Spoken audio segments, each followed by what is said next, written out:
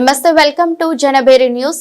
Palamaner municipal కార్యాలయ ఆవరణలో ప్రధానమంత్రి ఆవాస్ యోజన పథకం ద్వారా నియోజకవర్గంలోని బైరెడ్డిపల్లికి చెందిన 59 మందికి, గంగవరం మండలంలోని 80 మందికి, పలమనేరు రూరల్ నందు 57 మందికి, పెద్ద పంజాని మండలానికి చెందిన 99 మందికి, వీకోట మండలంలోని 8 మందికి, అదేవిధంగా పలమనేరు అర్బన్ పరిధిలోని 108 మందితో కలిపి మొత్తం 411 మంది లబ్ధిదారులకు పలమనేరు శాసనసభ్యులు అమర్నాథ్ రెడ్డి ఇంటి మంజూరు పత్రాలను పంపిణీ చేశారు. ఈ సందర్భంగా ఆయన ప్రసంగించారు.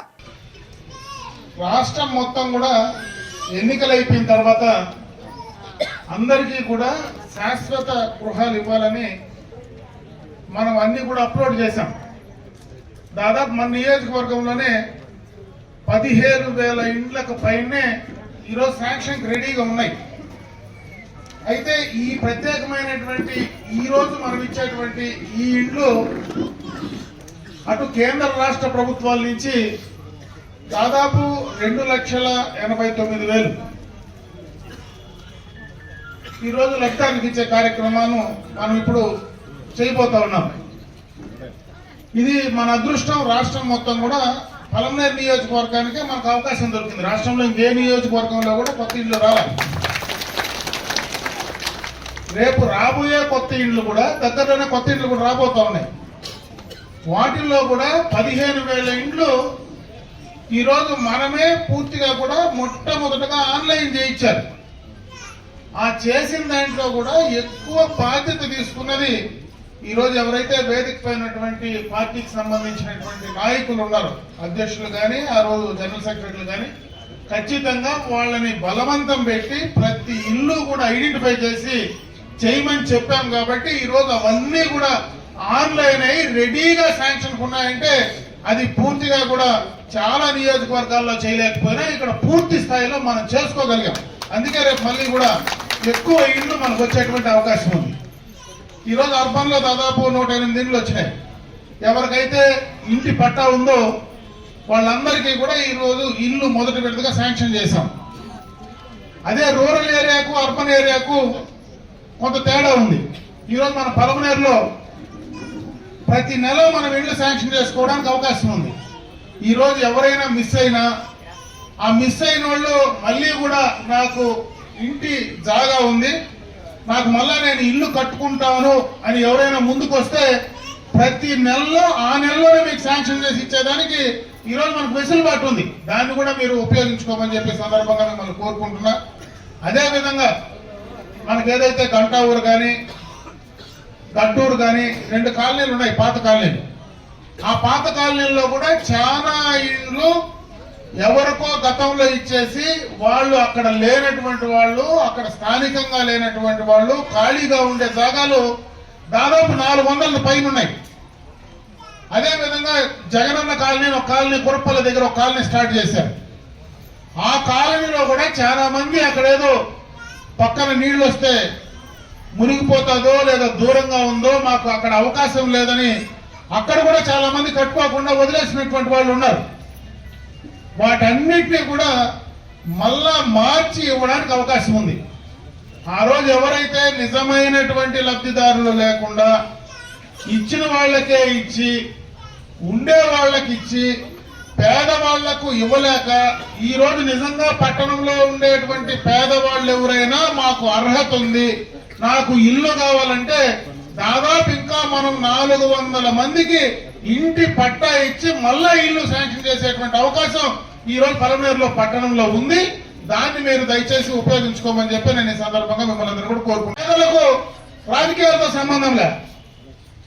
ఈ రోజు ప్రభుత్వాలు అధికారంలో ఉన్నా, ప్రభుత్వాలు అధికారాలు మారినా, పేదలకు ఇచ్చినటువంటి ఏ ప్రభుత్వం ఇచ్చినా పేదలకు చేరవలసింది ఇచ్చింది, వాటికి పూర్తిగా అందించే బాధ్యత ఏ ప్రభుత్వం పైన ఉంది.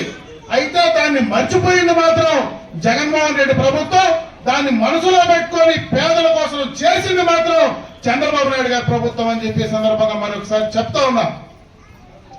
ఇవన్నీ కూడా రాబోయే కాలంలో ఖచ్చితంగా ఈ యొక్క ఇండ్లకు సంబంధించి పూర్తి స్థాయిలో ఏదైతే ఆ రోజు చంద్రబాబు నాయుడు గారు మాట చెప్పారో, ఏదైతే ఆ రోజు రాష్ట్రం ఈ రోజు పూర్తిగా కూడా ఆర్థిక ఇబ్బందుల్లో ఉండిన, ఆర్థిక ఇబ్బందులు ఉండడానికి కారణం 2019-24లో అధికారంలో ఉన్నటువంటి జగన్మోహన్ రెడ్డి తీసుకున్నటువంటి నిర్ణయాలు, ఆయన చేసినటువంటి ఆర్థిక విధ్వంసం వల్ల రాష్ట్రం పూర్తిగా కూడా అన్యాయమైపోయినటువంటి సమస్య మీ అందరికీ కూడా తెలుసు. ఎందుకంటే గడిచిన 5 సంవత్సరాల్లో వాళ్ళ అధికారంలో ఉన్నప్పుడు ఇష్టం వచ్చిన రీతిగా ఏదంటే అది చేసి విచ్చలవిడితనంగా చేసి రాష్ట్రాన్ని పూర్తిగా ఆర్థిక పరంగా నాశనం చేశారు.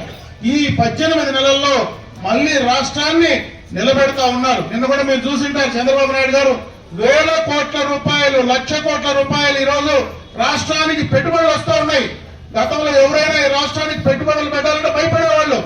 అదే మన జిల్లాలోనే, ఉదాహరణకు మన జిల్లాలోనే అమర్ రాజా లాంటి 30,000 మందికి ఉపాధి కల్పించేటువంటి అమర్ రాజా ఇండస్ట్రీస్ ఈ జిల్లాలో పెట్టుబడులు పెట్టాలంటే మరి జగన్మోహన్ రెడ్డి గారి దౌర్జన్యాలకో వాళ్ళతో భయపడి తెలంగాణకు పారిపోయిన సందర్భాలు ఉన్నాయి.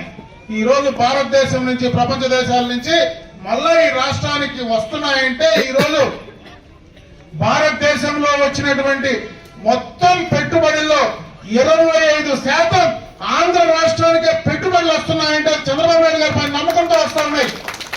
పెట్టుబడులు వచ్చినాయంటే మనకు ఆదాయం పెరుగుతుంది. ఆదాయం పెరిగితే పేదలకు ఖర్చు పెట్టేదానికి అవకాశం ఉంటుంది. ఈ రోజు మనం ఇచ్చేటువంటి ఇండ్లు 2.5 లక్షలు ఇస్తే రేపు ఆదాయం పెరిగితే 3.5 లక్షలు ఇవ్వచ్చు. అందుకనే పెట్టుబడుల కోసం ఈ రోజు ఈ రాష్ట్రం ప్రయత్నం చేస్తా ఉంది. మళ్ళా రాష్ట్ర ప్రభుత్వాన్ని గాడిలో పెడతా ఉంది.